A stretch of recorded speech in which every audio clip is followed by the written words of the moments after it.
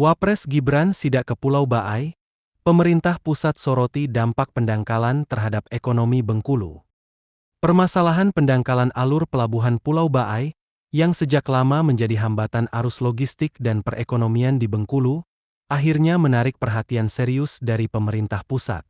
Hal ini dibuktikan dengan kedatangan Wakil Presiden Republik Indonesia, Gibran Rakabuming Raka, yang langsung melakukan inspeksi mendadak, sidak, ke lokasi terdampak, Selasa 27 Mei 2025. Setibanya di Bandara Fatmawati Soekarno Bengkulu, Wapres Gibran tak menunggu lama. Bersama Gubernur Bengkulu, Helmi Hasan, ia menuju ke kawasan pelabuhan Pulau Baai untuk melihat langsung kondisi alur pelayaran yang mengalami pendangkalan. Langkah cepat ini menunjukkan adanya komitmen pemerintah pusat terhadap kelangsungan ekonomi di wilayah pesisir barat Sumatera tersebut.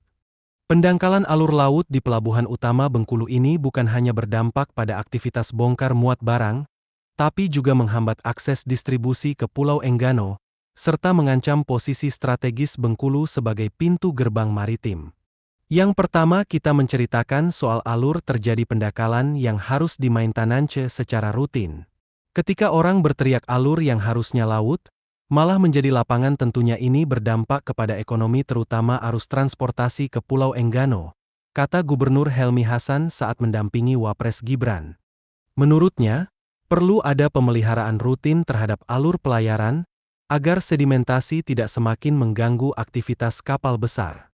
Helmi juga menegaskan bahwa pengerukan alur akan dimulai pada 29 Mei 2025, menyusul proses persiapan teknis yang tengah berlangsung.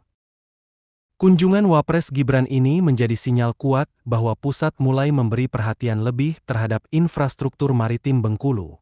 Di tengah tantangan pertumbuhan ekonomi pasca pandemi dan tekanan global, hambatan seperti pendangkalan pelabuhan menjadi masalah krusial yang harus segera diatasi.